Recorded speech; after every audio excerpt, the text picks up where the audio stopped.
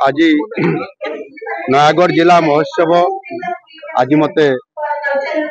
सम्मानित करके मुख्य अतिथि हिसाब से आज मते डाकी आगर प्रतिकूल परिस्थिति सत्वे कार्यक्रम सफलता पूर्वक आज नयागढ़ जिला एक ऐतिह्य संस्कृति संपन्न ये जिला ये प्राकृतिक सौंदर्य भरा कंटीनर नीलमाधव जहाँकि महाप्रभु जगन्नाथ आद्य रूप एभली एक गरिमामय ए अंचल उपस्थित रहा निजक सौभाग्य मन करुँचे। जिले में शिल्प होना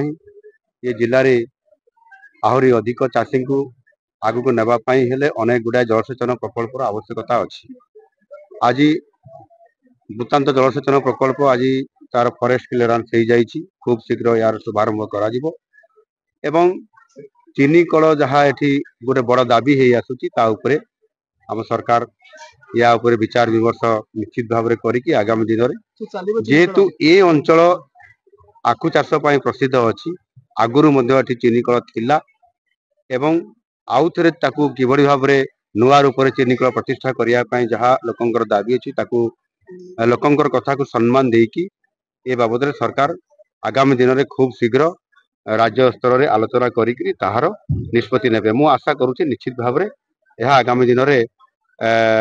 नुआ करी प्रतिष्ठा करिवार गोटे संभावना उज्जवल देखा देइछि। आलोचना हला पर ही निष्कर्ष हला पर बाहरिबो चीनीकल प्रतिष्ठा करिया पई ओडिसा रे जदि कोउटी हेबो सेटा सबुठार उत्कृष्ट जगह होची नयागढ़ आ सेति पई सरकार पाज।